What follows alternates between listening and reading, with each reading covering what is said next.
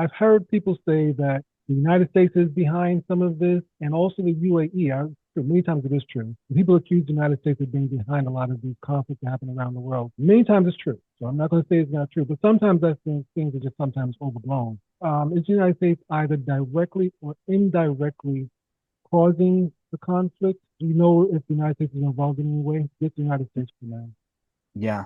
So I'm going to answer this question a little bit indirectly because there's a bunch of players that are in Sudan. So Sudan has become a battlefield for a bunch of different players and proxy wars.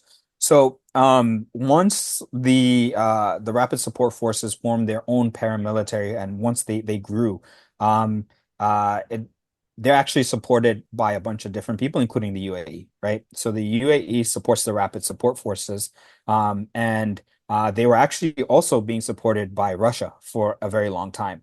Why is As I that? expected that one. Because, yeah, why is that? So actually, when the US sanctioned Russia for its attack on the Ukraine and the invasion of Ukraine, Russia was sanctioned, and the thing that was keeping Russia going was Sudanese gold.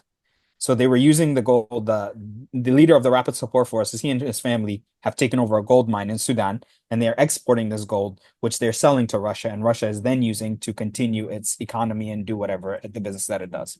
They also receive military weapons from the UAE, and the military weapons from the UAE are what is allowing the Rapid Support Forces to fight the Sudanese armed forces.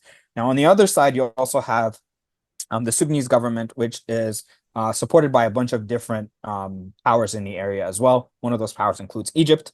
You also have now recently the Sudanese armed forces being supported by the Russians. So they switch sides. The Russians switched sides because they began to see that the RSF was actually losing. So they decided for their own stability and for Russia's own stability that it would be better to support the Sudanese Armed Forces, the SAF. So a bunch of different players, and then obviously you have the U.S. who supports the UAE as an ally and gives funding to the UAE, weapons and things like that, which then make their way to Sudan. And then you also have the Israelis as well, which have a big play in this too. So some of the weaponry that the RSF has actually is smuggled in that way as well and has been found to have origins in Israel.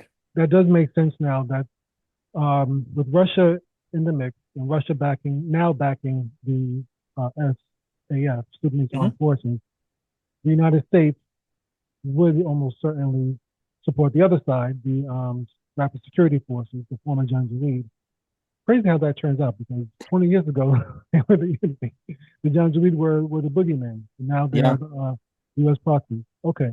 And because the UAE is a U.S. ally, and UAE probably, I'm almost certain they get a lot of weapons from the United States anyway. And Mhm. so they're backing the rapid security forces. Okay. So basically, unfortunately, Sudan has become like Vietnam and Korea and many other nations around the world that are proxies between the United States and Russia.